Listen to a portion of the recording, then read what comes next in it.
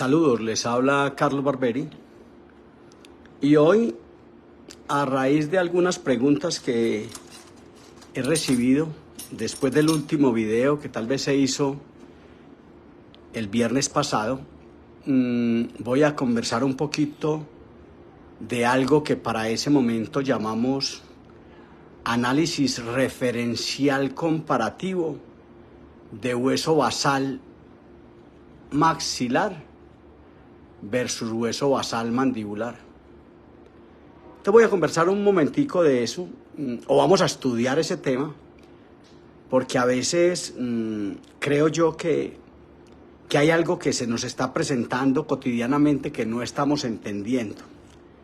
Gracias a Dios existen varios autores en el mundo que ya están hablando de este tema desde hace muchos años y me parece interesante comenzar con una aseveración presentada por James McNamara en 1981, donde McNamara aseguraba en el año 81, hace 43 años, que el 98% de los pacientes clase 2, es decir, casi todos, 98 es un enunciado de altísimo, que casi que anuncia que es todos.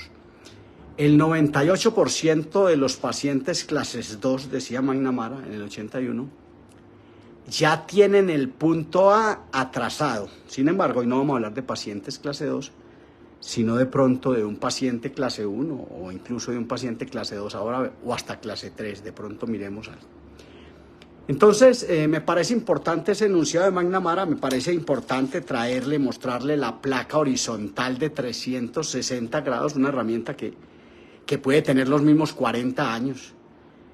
Nacida en Medellín, Colombia, en una facultad de odontología donde me desempeñaba en los años 70 y 80 como ortotécnico, es decir, tenía que acompañar al estudiante de noveno y décimo semestre en la toma de decisiones frente a su plan de trabajo y además de eso construir el plan de trabajo aquí en Medellín, Colombia, en la Facultad de Odontología de la Universidad de Antioquia, donde nace este concepto que se llama la placa horizontal, una placa con 3 tornillos para activar los 3 tornillos al mismo tiempo, con unos muelles compactos para hacer un estímulo, un arco vestibular separado como este, separado, alejado, un arco bumper de desarrollo se llamó y se llama, aunque en otro momento le llamamos el sviluppo, en una palabra en italiano que usaban los italianos para ese entonces.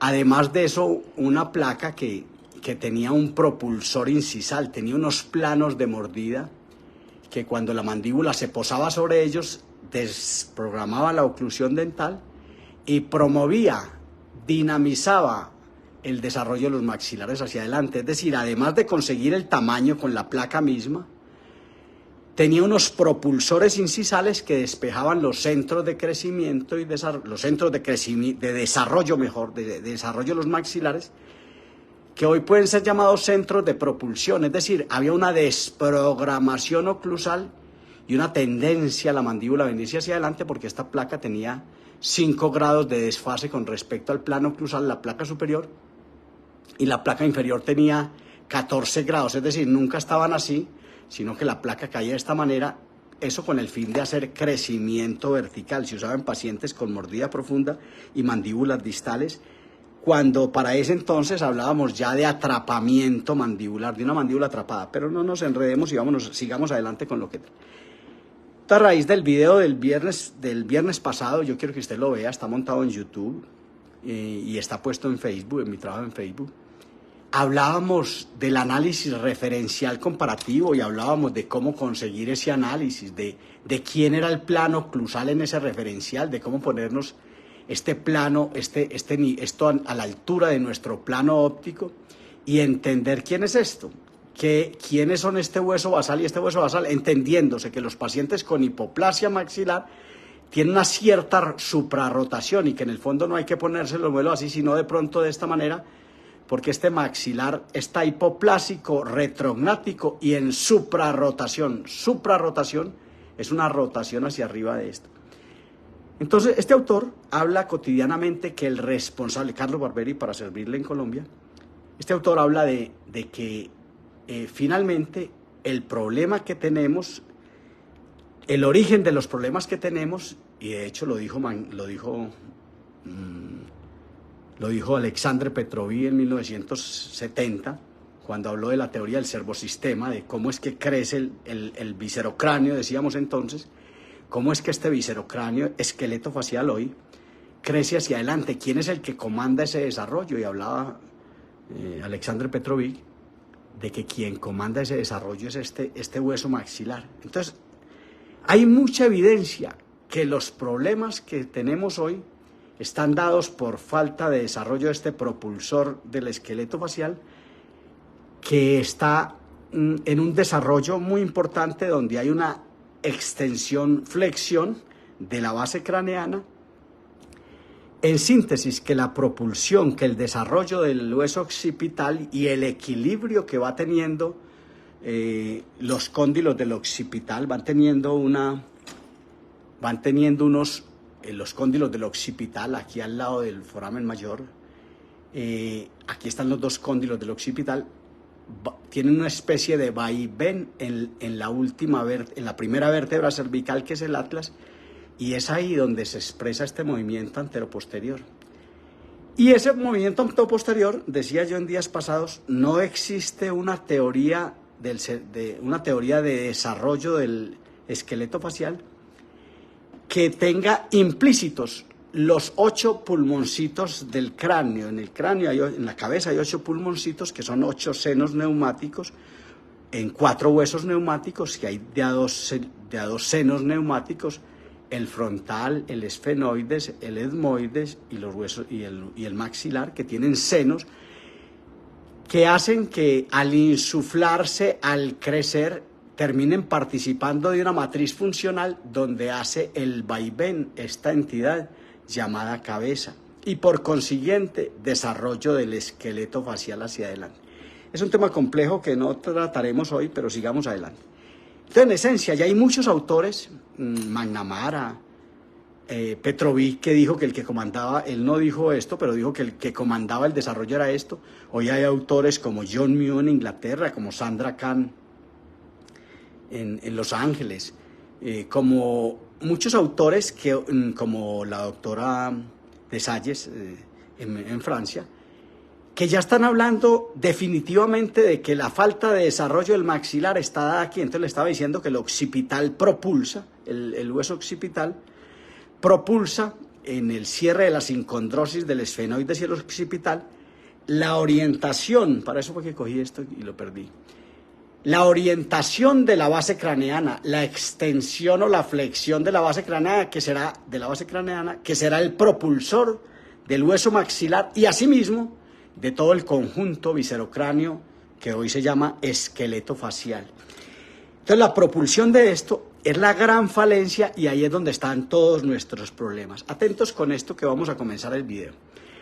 Entonces resulta que hablábamos de esto y hablábamos de que respecto a este plano cruzal es bueno saber quién es el hueso basal, quién son estas depresiones. Estos días veía un paciente aquí en la facultad y me decía que había que hacerle que había perdido los dientes, que había que hacerle una plaquita y que él en el accidente le habían aparecido unos huecos acá que el cirujano le había dicho que se los iba a llenar. Era el hueso alveolar que se le había ido en el accidente con los dientes, con la pérdida de los dientes, y se veía esta depresión enorme. Entonces me decía, no, es que yo perdí hueso. No, usted no perdió hueso, a usted le fueron los dientes, y cuando se le fueron los dientes, se le fue el hueso alveolar y seguramente alguna repercusión de hueso basal. Pero es esto, entendamos esto y entendamos este hueso basal y comparémoslo en esta perpendicular, en esta línea respecto al plano cruzal. Atravesemos una línea perpendicular a ese plano de este punto a este punto, donde seguramente esto saldrá acá, cuando realmente esto debería estar muy atrás de esto. Entonces podría llevarnos esto a entender que aquí hay una deficiencia de este maxilar y por consiguiente, ante la medición que hace este clínico de esta distancia intermolar que tiene 32,5 milímetros, se detecta que de repente lo que necesita es un disyuntor en abanico. Entonces esto es un modelo que entra a esta empresa, Asesorías Técnicas Ortodónticas y Ortopédicas en Medellín, Colombia, para construir un aparato que habían cortado, pero yo traté de robármelo de allá, de producción. Aquí van a adaptar unas bandas seguramente para hacer un disyuntor en abanico, es decir, saben bien que el problema está dado en este sector anterior y por consiguiente van a disyuntar, ampliar el maxilar primero antes de comenzar cualquier tratamiento, o como tratamiento mismo van a hacer esto. Ahora entendamos que la disyunción de la sutura media palatina que hemos usado toda la vida con los disyuntores tradicionales se manifiesta excéntrica, es decir, se abre más adelante que atrás. La disyunción de la sutura media palatina se hace, la cola de Milano se rasga y por la sujeción del hueso atrás se abre más adelante que atrás. Entonces entendamos esto y entendamos que este disyuntor en abanico lo que va a hacer es abrir más en el sector anterior, es decir, acentuar esa excentricidad misma que se presenta ante la disyunción. Entonces, veamos este caso y veamos esto. Está pedido un disyuntor en abanico con una adaptación de 2 bandas. Pero yo lo que quiero es que nos paremos ópticamente aquí porque le voy a mostrar 2 casos más que no están vistos como este, pero que vamos a compararlos. Yo quiero que usted se ponga este plano oclusal a la altura de su plano bipupilar y veamos esta depresión. Veamos esta depresión respecto a este desarrollo del hueso basal. Veamos esta protrusión, que no creo que sea protrusión dentoalveolar. Veamos esta foto oclusal, esta vista oclusal de este paciente. Veamos este espacio de recambio, este espacio sobrante. Veamos aquí que debe haber 2 milímetros, 1.7 milímetros de espacio de recambio, de leeway, de espacio de sobrante, de espacio diferencial. Entonces, esto. Aquí tenemos una mandíbula con muy buen tamaño, pero tenemos un maxilar con una hipoplasia, que no es difícil entender que aquí no van a caber estos caninos, que seguramente aquí no van a caber, que hay un apiñamiento anterior, que hay una protrusión dentoalveolar, pero que si la protrusión dentoalveolar no estuviera, es posible que tuviéramos un paciente con una mordida cruzada anterior. Aquí hay una hipoplasia maxilar. Pero al mismo tiempo, yo quiero que veamos estos 2 modelos en los que se pide un aparato clase 2 en este paciente. Esto es un laboratorio dental, Asesorías Técnicas Ortodónticas.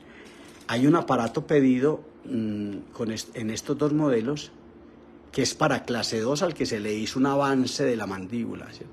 Entonces veamos este paciente, hagamos el análisis referencial comparativo y veamos cómo a este paciente con una mordida constructiva se está pidiendo avanzar la mandíbula para hacer un aparato clase 2, un aparato bimaxilar, un Biorator, que seguramente ante este avance que se hace caerá la reacción, la reciprocidad vectorial en este sector y de repente no solo tumbará la premaxila, sino que este paciente a estos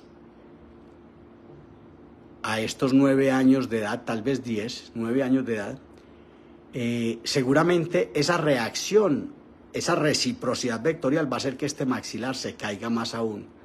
Aquí hay que hacer este análisis. Entonces, a pesar de que la cefálica lateral, a pesar de que los trazos cefalométricos, a pesar del examen clínico, existe una cosa que llaman modelos de trabajo, modelos de estudio. Estos modelos de trabajo que simplemente yo los he recortado para venir a hacer esto.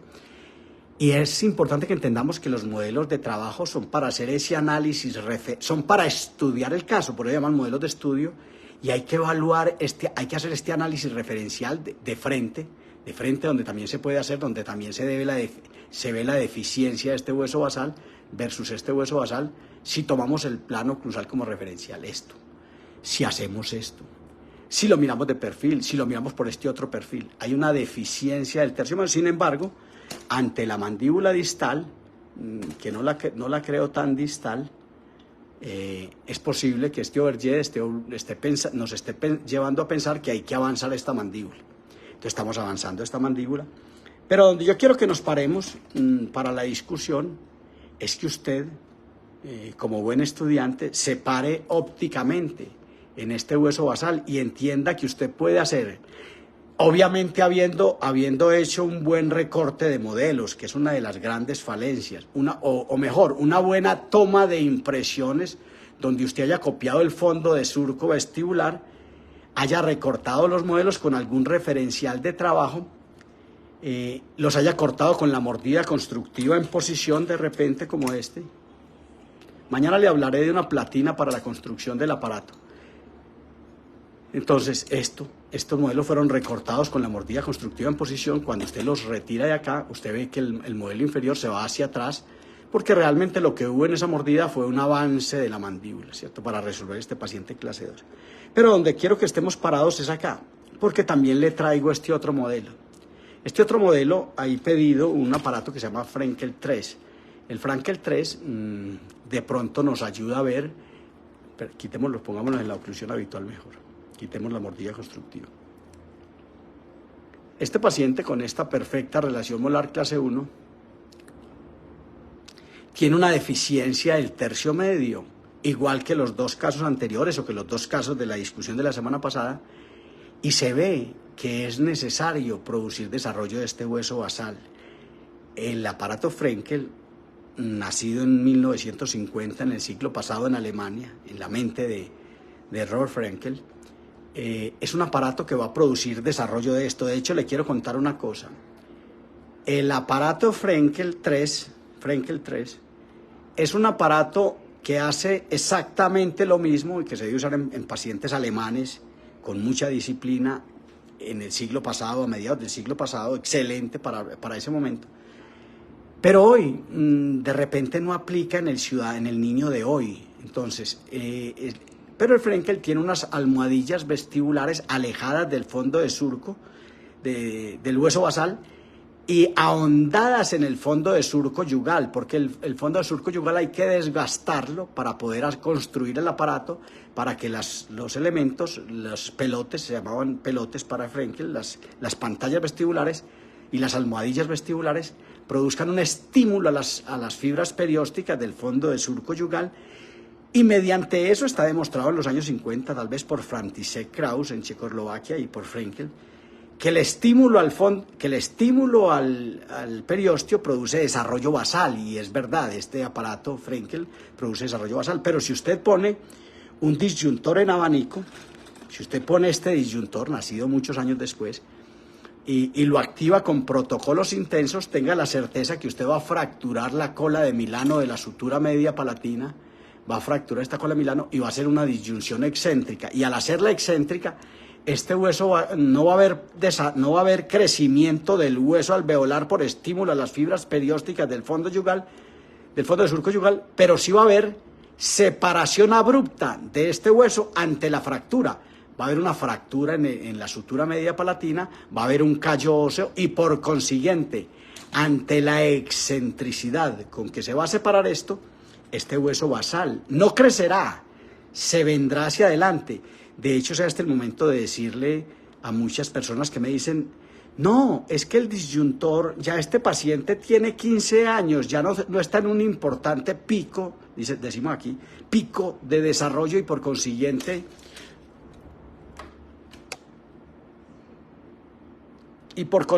no se va a dar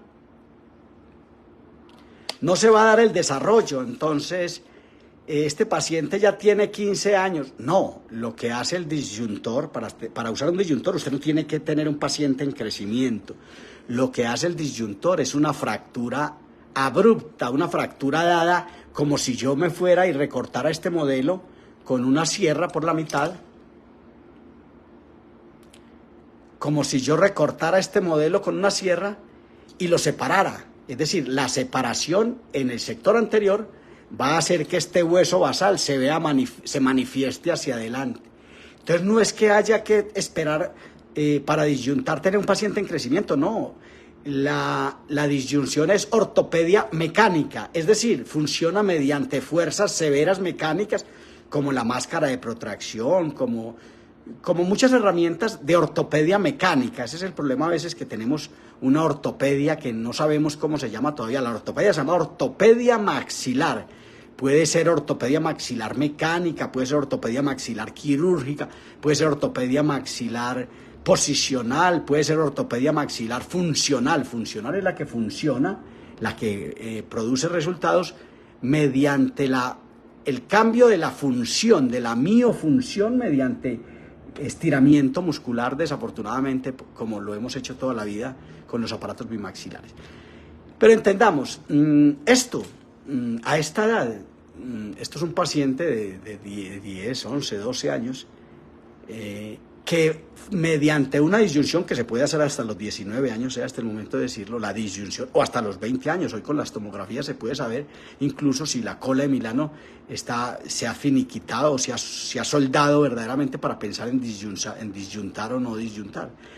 Entonces, este caso, con esta mordida constructiva, sin mayor retrusión que tendría que tenerla, este caso, obsérvelo por favor, para un aparato clase 3, para un Frenkel, este paciente, este otro caso,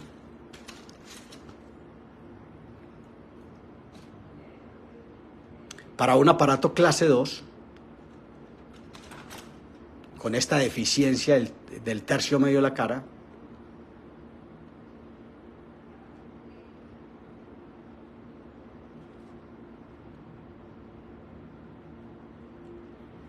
y este aparato para un disyuntor de la sutura media palatina, los he traído a esta discusión a propósito de la discusión del viernes pasado, que yo quiero que la vea, que se llama análisis referencial comparativo de hueso basal. Lo he traído a la discusión los tres para que entendamos qué es lo que tenemos, cuál es el frente a trabajar. Porque decíamos en la reunión pasada, clínico que enfrente este caso sin resolver las discrepancias esquelético-dentales que tiene, es posible que durante la marcha del tratamiento ortodóntico tenga que prescindir de estos bicúspides, que para este paciente sería un acto, y para los tres pacientes que estamos viendo, sería un acto dramático de alteración de su oxigenación, de alteración de su respiración. De hecho, los tres deben ser respiradores orales, cosa que los afectaría demasiado. Pensar en disyuntar esta sutura mediapalatina como esta doctora inicialmente, es posible que sea un tratamiento muy acertado y muy simple, si maneja unos protocolos de activación adecuados, esqueléticos, porque si pone un disyuntor y lo activa con intervalos de 2 o 3 días o día de por medio, lo único que va a hacer es inclinar dientes. El disyuntor, sea hasta el momento de decirlo, o se activa como disyuntor para disyuntar, fracturar la sutura mediapalatina, es decir, con protocolos rápidos de activación de 3 vueltas diarias, desayuno, almuerzo y comida, para disyuntar, si el paciente tiene más de 11 años, durante 8 días, 3 activaciones, 3 palancazos de 90 grados, va a fracturar la sutura mediapalatina. Pero el mismo disyuntor, si se activa con protocolos, con intervalos lentos de cada 21 días, va a ser un estímulo sobre el diente y mediante la tensegridad va a producir unos estímulos que van a cambiar el citoesqueleto, y al cambiar el citoesqueleto van a producir un desarrollo alveolar de hueso basal, un crecimiento alveolar. Así el paciente tenga 18 años, así el paciente tenga 19 años, y tenga 20. Incluso, aquí no hay que pensar ya en la sutura mediapalatina cuando se van a implementar protocolos lentos que nos produzcan un cambio de tensegridad y por consiguiente un fortalecimiento del hueso alveolar. De hecho se llama expansión alveolar.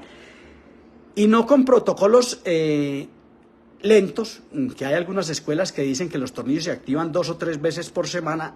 Las activaciones de 2 o 3 veces por semana, si usted me está escuchando, o las activaciones de un día sí y un día no, con estos aparatos o con los aparatos removibles no sirven absolutamente más que para inclinar los dientes en su alvéolo. Ningún caso clínico requiere que usted le incline mediante reabsorción a posición los dientes hacia vestibular. Ninguno requiere que usted le incline los dientes. De hecho, inclinar los dientes es preparar una cúspide palatina más bajita cada día, que ante la carga oclusal o se desgasta o recidiva el caso.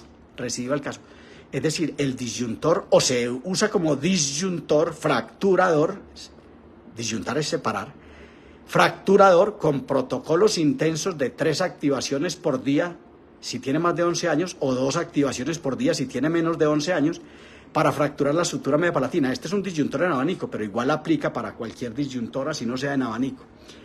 Para este disyuntor, por ejemplo, que es un disyuntor tradicional, que tiene un par de guías para hacer paralelismo, para hacer una activación paralela.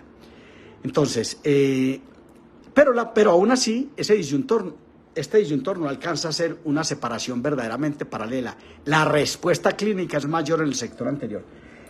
Pero entonces terminemos. O con un disyuntor, con ese que acabo de soltar o con este, usted puede hacer protocolos lentos cada 20 días y hacer fortalecimiento alveolar mediante transducción energética caída sobre las coronas, sobre la corona clínica, que ante el cambio de tensegridad va a producir fortalecimiento alveolar. La expansión es una realidad que a veces no nos hemos aproximado verdaderamente a ellos, aunque de expansión habla todo el mundo. Y tal vez se haga importante en este momento decir que la placa de Hole con tornillo transversal es un expansor, es ignorar todo lo que hemos conversado. La placa de Hole con tornillo transversal no existe sino para denotar nuestro desconocimiento de la biomecánica. La placa Schwarz jamás tuvo arco vestibular. No vuelva a usar, voy a empezar a hablar de otra manera porque veo que hay cosas que digo con mucha sutileza que después me la preguntan los estudiantes. No vuelva a usar nunca en su vida una placa de Hole con tornillo transversal que no tiene sujeción en el sector anterior, solo la tiene atrás, se mantiene caída en el sector anterior y está tumbando la premaxila. No vuelva a usar no le ponga arco vestibular a ninguno de sus tornillos expansivos. Y a propósito de lo que estamos discutiendo, ponga el tornillo muy en el sector anterior. Piense en la placa horizontal, expansione transversalmente. Estos temas los vamos a debatir la próxima semana en la ciudad de Lima, en Perú, a donde llegaré el día 14. El día 14 estaré llegando a Lima y estaré en el Ateneo Peruano de Ortopedia Maxilar los días 18, 19 y 20 haciendo un evento de 30 horas bajo el aval de la Universidad de Medicina Oral de Torreón, México. Y luego de Lima volaré a Ciudad México para llegar el día 5 de mayo, domingo, al Hotel Benidorm, donde desarrollaremos un programa académico los días jueves, viernes y sábado. Aún hay plazas en ambos eventos, está usted invitado, esté donde esté. Si está fuera de Perú, yo lo puedo recibir en el hotel donde nos hospedaremos en Perú, que es muy económico, cerca del Ateneo Peruano, y lo puedo recibir en el Benidorm en México, después del día 5, donde también hay unos descuentos económicos importantes para los participantes del evento. Hablaremos de la nivelación y propulsión, o simetrización y nivelación del esqueleto facial. Es decir, hablaremos de unos planos de propulsión incisal, de una ortopedia monomaxilar inductiva que desde adelante propulsa el desarrollo del maxilar y el desarrollo de la mandíbula. La nueva ortopedia monomaxilar inductiva. Lo invito, cualquier inquietud que usted tenga frente a esto, en el cabezote de mi muro Facebook está mi teléfono donde puede abordarme mediante WhatsApp. Debajo de este video y de mi YouTube puede usted también escribir lo que requiera para que hablemos de estos temas. Están todos invitados. Por vuestra atención, muchas gracias. Esto se llama la placa horizontal de 360 grados para conseguir desarrollo transversal y hacia adelante. El vocablo transversal y el vocablo hacia adelante, la conjugación de los dos, denota lo horizontal hacia adelante. Muchas gracias.